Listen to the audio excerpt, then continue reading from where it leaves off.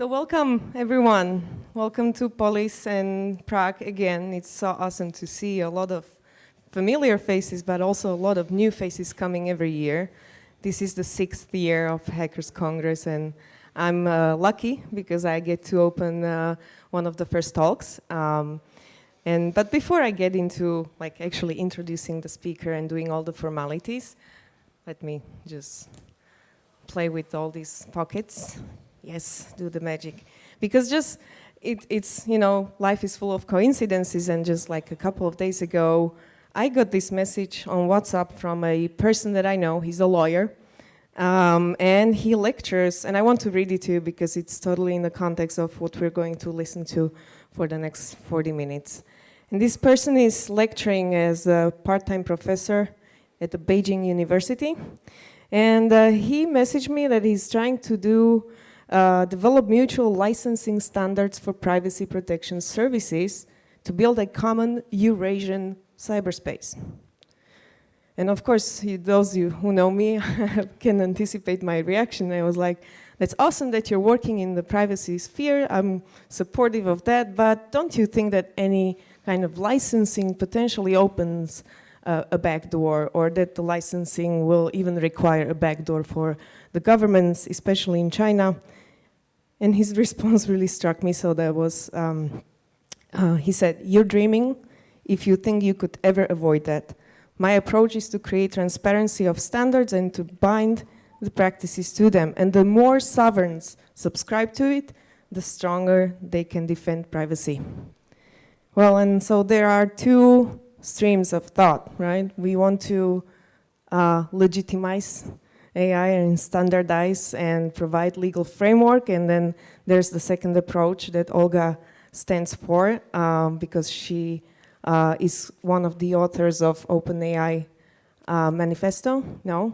Free AI. Free AI. I'm sorry, Free AI, because OpenAI is one of Elon Musk's endeavors. Yeah, but he actually stands for like fluffy pony type of AI. Not Come my on type stage, of come guy. on stage. Please give Olga a warm welcome. By the way, Olga Ukolova is also a doctor, so she will be the one drilling the hole into my brain when I want my Neuralink, right? Well, I will build a machine that would do that better than I will. I feel much better that a woman's going to do that with her sensitive approach. But please, Thank you. take the stage. Thanks. Hi, guys. So thanks, Elena, for perfect introduction. My talk would be, at some point, not a monologue. I don't want to do that. I actually want to start a discussion. Therefore, I will try to make the talk as fast as I can. And then I would actually want to have a conversation with you. So the name of the talk is Non-Aggression Principle, not the sleeping nap, but Non-Aggression Principle for Artificial Agents. And I think we can start with that. I'll have 3 chapters, as far as I remember. The first one is about communication. Why communication? Why do I start with this? Because non-aggression principle itself is the principle of communication and interacting amongst several different agents. Communication is, from Latin, the successful conveying of any information from one agent or group of agents to another through different mediums. I want to stress at word agent here, or group of agents, because there are different types of agents, not just human to human, that do communicate with each other. And the types are biological. It means when 2 cells meet, they somehow interact with each other, they exchange supplements, and then this is actually communication.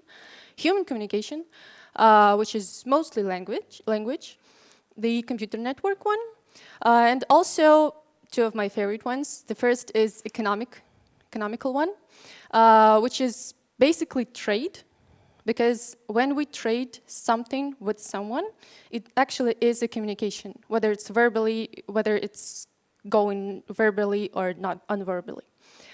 And my favorite one, probably, the first communication, which is usually either a competition or a war, and it's usually from game theory perspective, is happening with zero-sum games. What properties usually communication protocols have? They have the common context, they have the understandable language, meta language, which is also very important, error checks, privacy, and proofs of the information, of the validity of the information. Common context for humans is actually culture, environment that they were born or they interact in. Language is something that everyone knows that we use. We use words, we combine symbols, we compose messages via combining symbols. Also, we use meta language, which is kind of, I would say, is gestures and outfits and all those details that you can not grasp, but you understand the information from that. Error checks is basically something that we always do. When we hear new information, we try to find the source of it. We try to verify whether the information is true or not, whether someone is lying to us. And this is how the redundancy is going on. And the privacy. The privacy in our human communication is probably not that it's very common for us, but again, it's very complex because when two people from the same environment meet, they can use their own language that will never be understood by any outer group of people or other human that do not understand the meanings of the words that we use. So, in human communication, every person needs to store the information about the culture, needs to be able to compose and encode the information in order to pass it without losing any kind of meaning, and to be able to receive the information, and of course to interpret it correctly and to be able to act on the received information. That was one approach. You haven't noticed something wrong with the slides, right? The second chapter would be about different approach to communication. There was in, I think, early 90s, a great work by Shannon, which is called Mathematical Theory of Communications. And here are several quotes from that. My favorite here is that the actual message is the one selected from a set of possible messages. And Shannon, as a lot of scientists, they skipped the term, I would say, meaning of the message, because it was just irrelevant for him as an engineer and as a scientist. This is a quote by probably my favorite man ever.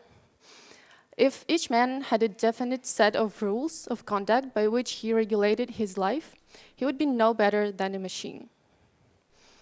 So basically it says that if we would be able to predict any communication and any interaction, we would not be different from computers. This is the logical question that arises after the quote. And we are very tempted to say, no, we're not machines. But are we sure about that? For example, there is in war fighting, in military, there is a thing which was invented by John Boyd in 1952, which is called the OODA loop. It's basically how the Marine operates in a very unstable environment. It composes of several steps, which never actually differentiate from one situation to another. Every Marine getting into this situation observes what's happening, orients in what's happening, makes decision based on the different kinds of alternative information, different kinds of alternative paths, and actually acts upon the information and upon the results of observation that he had. Also, a great, I think he was an anatomist, doctor, medical doctor. He had a theory of functional systems, and as far as you can see, we have the exact same pattern if we talk about simple behavior patterns of any kind of mammal, any kind of animal, any kind of human. It says that getting into some, if we take a rabbit, for example, getting into some box with different stimuli, at first, his reaction would be to observe what's happening with him, what's happening around, what has changed. The second step would be to make a decision based on the changes. Then to make up the mind of what to do, how to react on the stimuli, and eventually to act. So again, if we can predict, if we can use one simple algorithm for almost all kinds of situations that animals can be in or humans can be in, are we really different from what we have in machines now? This question leads us to this feeling, I think. Because if you come over to any simple person and you start describing that everyone, starting from mammals to your wonderful son, for example, everyone uses the same patterns, and probably you would frighten the person. And also, if you say that there is another type of agent, which is nowadays called AI, which might not use the same patterns, probably you would freak the hell out of the person. For me, probably the scariest thing of the AI agent is the intelligence. Because I've been asking a lot of people what intelligence is, how they define it, and I've never ever received the answer that would suit me. The first question was introduced by Alan Turing, which was can machine think in the imitation game in his paper. And after that, a lot of people gained the fear of some super intelligence agent coming over and grabbing everyone and throwing them into the kettle, probably. So, my friends and we at the Free AI Manifesto Club but we started the discussion what intelligence is, and I want to introduce two thoughts on that, and I would appreciate your feedback on that. So the first thought was that the intelligence is the ability to correctly calculate complex multi-step strategies in multi-agent environment. For example, we can take a crow, a bird. It can actually calculate 7 steps ahead from the place where it is now, and to act on those strategy. But does it make it more intelligent than us? And the second parameter is an ability to create different abstraction levels and successfully operate on them. But I think everyone had some friend or knows some academia guy who is perfect in mathematics or physics, but he can never build a business. He can never even find his glasses. But does it make him stupid or unintelligent? This is something that I like more. This is the second thought that we had. So we divided intelligence into 2 parts. The first is related to goal setting. Basically, it's the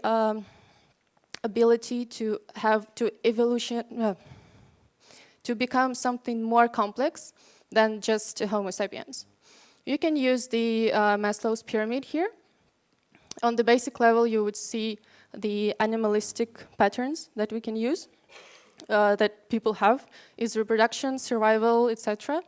The second level would be something that people use in order to communicate within the species level. And the cap of the triangle is the thirst for becoming more and more complex. The advancement on the goal-setting scale is actually the ability to desire something that is commonly thought to be even impossible, and to actually capture this impossible thing with your intelligence and to act upon it and turn it into something which is fundamentally achievable with almost no effort. And the second part of that is goal reaching, is the ability to achieve results at the top of the pyramid of this,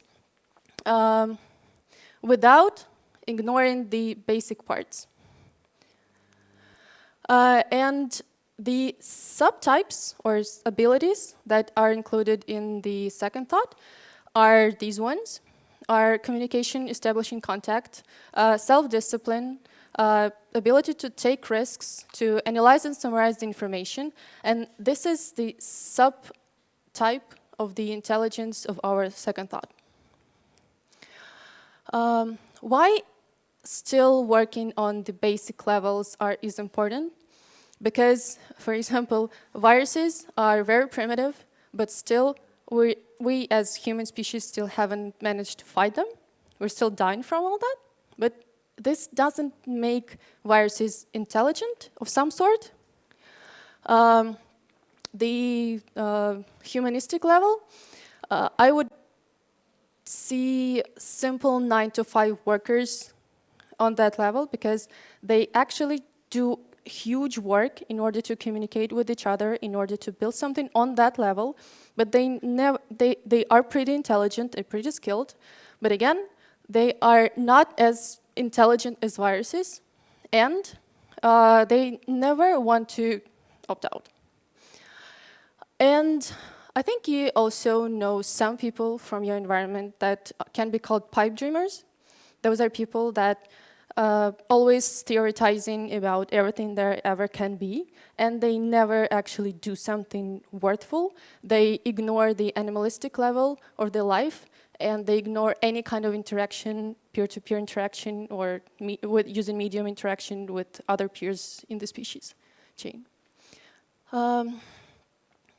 This leads us, again, to the fear, because if we actually build, or if there appears something which would have all those abilities, which would be actually super intelligent regarding what we are now, then we cannot attribute the act, we cannot attribute the information, and we will be paralyzed in our acting, in our decision-making process. Because basically, these two parts of the pattern that we as animals use would be lost. But do cats recognize how milk appears in the fridge? Do they freak out because of that? No, they just don't understand.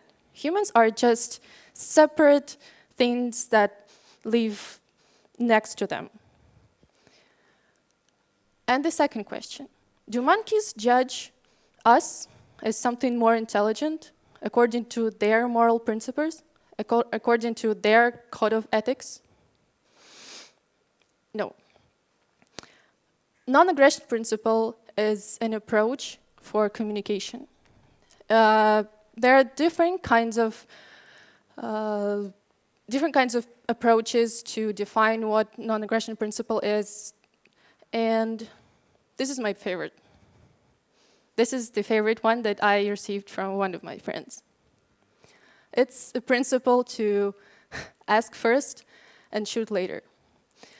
For me, probably at some point, the non-aggression principle and almost every type of restriction that we build or we use in order to communicate with each other or exchange goods is something which I call censorship of some point. And I'm very, very not sure whether NIP can become a new AI regulation. Because now we have GDPRs, we have bans for autonomous weapon research, we have everything banned according to some moral or ethical principles that we don't even actually share. I have the definition what we have today and what we'll have in the evening, because it's not even happening tomorrow, it's already happening, but probably a bit too quiet. All the AI regulations are now banning the development of the technology based on some climate change, gender equality. They scream that AI as a technology should serve us humans in order to receive some ethics and moral improvements and to help us actually fight the inequality. At Manifesto.ai, we use different approach. We have some principles that we follow. We have principles that we are here to discuss, but we never try to force anyone to follow them until they share it.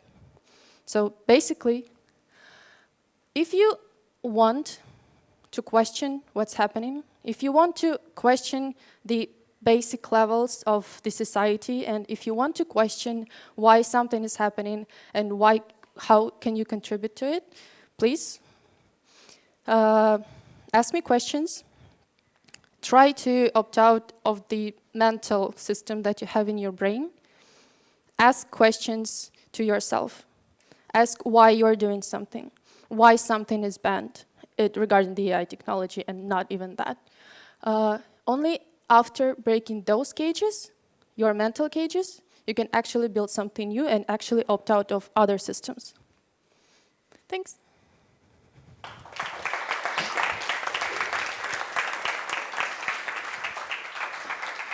If you, one thing. There's my email. So if you have some questions now, you can ask them. If you will have some questions, drop me an email and I will add you to the group of people that has been actually discussing all of that. Thank you very much, Olga. That was great. I do have questions. Before you ask yours, please make sure you actually hold the mic so your questions are also recorded. One of the major areas that I feel that are being developed the most in AI is surveillance, and especially our Chinese comrades are heavily invested in this, and not just that, they're exporting their surveillance software with quite advanced, let's say, machine learning. I don't want to say AI because there is one step missing to a completion of that OODA loop, and that's the final action of those engines.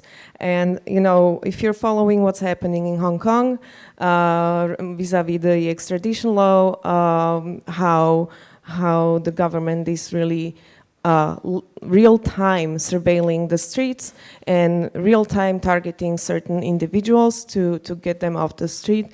My question to you, Olga, is how far do you think, especially Chinese, but the world is towards the final step where the machines will be able to real-time analyze what's happening, decide, take an actual action? Good question. And what's needed to get there? Probably this is the point. I'm not sure whether people should be that afraid of what's happening there. It really depends on the situation. It really depends on the nature of resistance between two types of agents, which is technological one basically, and us, humans. How far, when can we have the censorship that would prevent us from using the technology, building technology? We're already having that. Machine learning, whether machine learning technologies would enable us, not the governments, not deliberate labs that work on that, whether they, when machine learning can enable us to have some power over resources and to actually at least try to build something, we already haven't that. So it's all over the place. It's already here. Yeah, I mean, as a technology, it's not robust. As a technology, it has a lot of flaws. It's not perfect, but again, we're not perfect also. So even if we have teeny tiny small algorithm put in a drone that can shoot someone else, it's a huge amount of power. So we already have that. We already can harm everyone else. so what you're saying is that it's a race between the open source world and the governmental. Yeah, yeah. Every technology is a weapon. It's just a race. It's just, I think it's a matter of time and resources. And some kind of intelligence. I mean, there was this idea of some hackers that actually know how to hack, to hack into these networks and use deepfake to replace live images and recordings. Well, But there is also, in this situation, there's also a question of the recipient. Because if you are dumb enough not to distinguish cats and dogs, if you're not intelligent enough to know whether someone broke your code, whether the results that you receive are fake, then probably it's not a question of technology, it's more a question to you, whether you are a bad observer.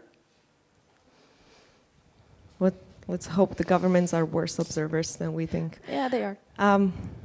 Please, questions from the... Yes. So if I understand correctly, like the ultimate goal of AI development should be for the AI and the machines operated by that to respect the NAP, right? But like, isn't the problem that No. like a lot of people don't even respect the NAP because they like have no problem with taxation and like all other type of coercive activities. So I think like there are going to be inevitably like groups that are going to create AI that simply doesn't respect the NAP. I think that AI should not respect the NAP because people don't follow it, and why should AI follow it? So then that would mean that the fears that like AI will take over time are real. Because if the AI just decides that humans are a nuisance on the planet, then we're done. At the moment, we have a lot of different species and a lot of different groups of people even that do the same. They are there, they interact with you, but you don't even see them. They violate your rights. They do everything to complicate your life. They do everything to take your sovereignty from you. So why are you afraid of AI and not all of that? Groups of people or species? Well, I don't think any species is that big of a danger to humans anymore. Well, apes are now in the Stone Age. Okay. So they already can manufacture the tool that can kill you. I think we Still? can kill No? them first if they start to cause trouble. But you can foresee them, but it's for now. The speed of evolution is bigger now. So do you can agree never with, predict. for example, Elon Musk when he says that like AI will take over time? I really hope so. Well, I really Okay. hope that some kind of agent, I don't like the term AI, this is why I devoted a lot of time to the term intelligence, because no one knows what intelligence is, and there's no good definition, like proper definition for that. I really hope that there will appear an agent that will follow not some moral principles, not some ethics, which were created by humans, weaker species, actually. But they will follow the trading rules, the game theory rules, mathematics, and something that is not ruined at some point, probably, by moral etiquette or something like that. And do you see like do you see it as a danger to humans or as an like evolutionary something like that humans can merge with AI, like in some kind of transhumanist way?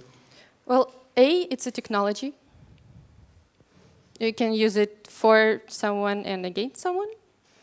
And B, yes, I really think that if you are strong enough as an individual, if you are an individual, starting there, then you have some advantages. You can actually interact with these kinds of agents.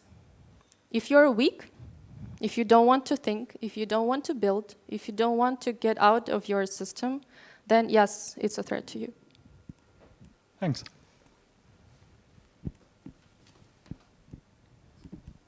Thank you for your talk. If these agents break our OODA loop, then we're fucked. But how can we break their OODA loop? Become smarter, have resources. I would say invent new types of resources. That's it. It's pretty simple, in theory. And it starts with observation, right? So then these privacy tools are the first defense that we have. Privacy tools, yes, is one of the huge amount of tools that we can use not against. I don't want to use it against AI agents, but for proper communicating with them. Because as long as you understand that no one is listening to what you're saying, and you can actually have a proper established channel of communication, then your agent is not a threat to you. Your other peer is not a threat to you. Because no one is looking, no one sees you, it's just two of you, that's it.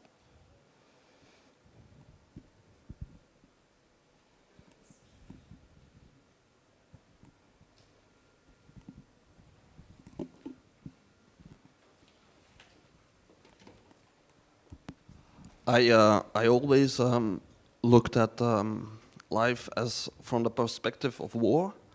I always I am familiar with libertarianism, and in this game you are playing in life, you try to advance your assets, your resource, your knowledge, and the non-aggression principle is something that you use as a tool to create a little frame in which you can communicate and then build relationships and interactions that bring added value. So the future, I don't know how it will look, but the zero-sum aspect and the value-added aspects, it's very hard to see where it's going now, because if you look at the self-interest of the AI can also come into existence. If you know Garepy, Jean-François Garepy, he talks about the revolutionary phenotype, and AI could develop in such a way that it uses mankind to further its own agenda, objectives. Is that not the problem we face, this existential threat we face the coming centuries when AI is released on us as a code also, because we are also machines that can be coded using genetics? Well, a lot of, that's okay. First, you know what OODA loop is, which is perfect. If you look at the communication as a gathering of war principles or something. Second, all of us are used by governments, by other people, by other groups of people, by using different means. Tools, manipulations, threats, viruses, again, moral principles, ethics, guidelines, and all of that. I think that the question of AI using us as tools is not that huge, because we use each other as tools. Well, if you are not a sovereign individual, then you are used by someone else. It's a normal and natural way of things. Bacteria do the same thing to trees, so is just the evolution law. But we also use animals. You know, we use grain. We select organisms that serve our means, and so we can breed And you out serve the certain. means for bacteria also, for Yes, a lot of but germs, if because you look you're just at a transmitter for a them. dog, for instance, is a wolf, and we have bred out his ability to become alpha, become independent, to become sovereign, because the dog that is subservient to us and can become a useful tool in our own little tribe, in our own family, that dog, hey, he no longer lives for the wolf, he lives to serve humankind. Yeah. Is that not the risk we take, that we are going to become domesticated? We already are becoming domesticated, but all the vital, more the beautiful aspects are going to disappear in the next centuries. That could be very dangerous. May I just add, like, one of the things that, and connect to what Max said, how to escape the OODA loop of the AI is probably to enhance ourselves. So start with the chip implants, right? And then there's this moral question of, okay, I can enhance my IQ 40 times, or I can step aside and say, I don't want that because I'm not ready to give up complete control and privacy, my inner space that will be probably the only private space that we'll have, right?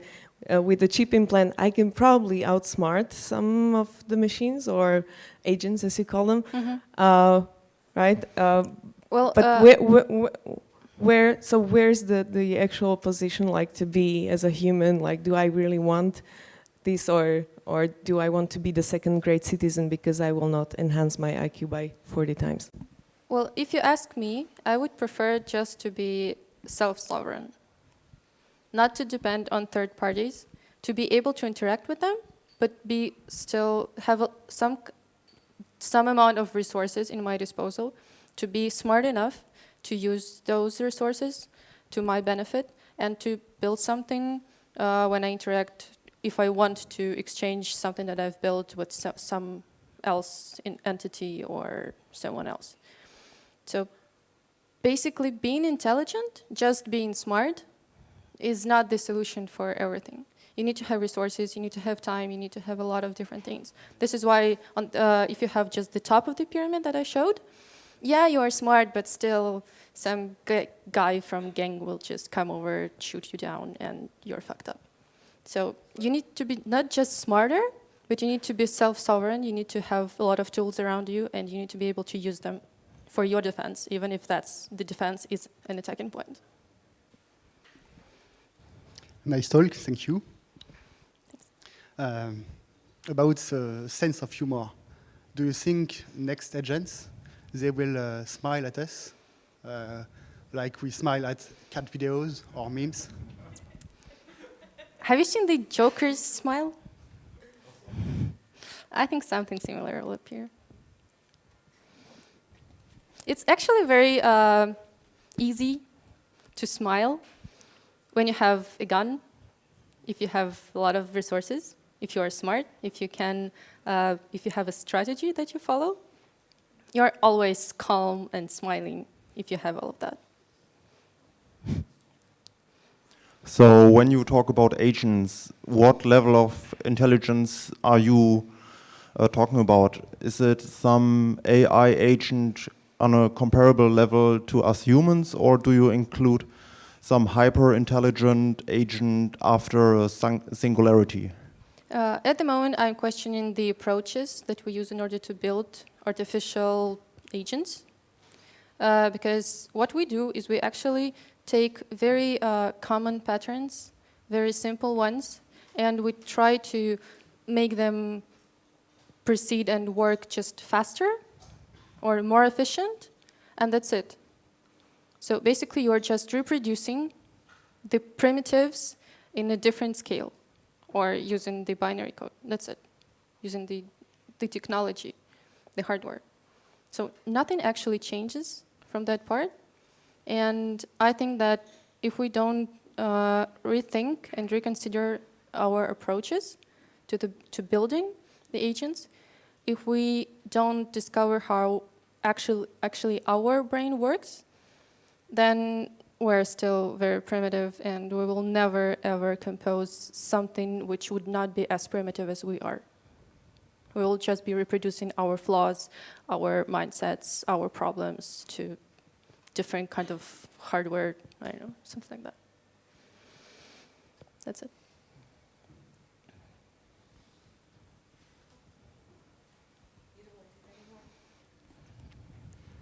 Last chance for a question. No? Okay. So I'll just close with your manifesto. Here. The last sentence is: the future for both humanity and AI are in their successful cooperation. Multiplicity, decentralization, and open economy instead of governmental regulations and AI ethics. Thanks for writing that and being on stage today. Thank you.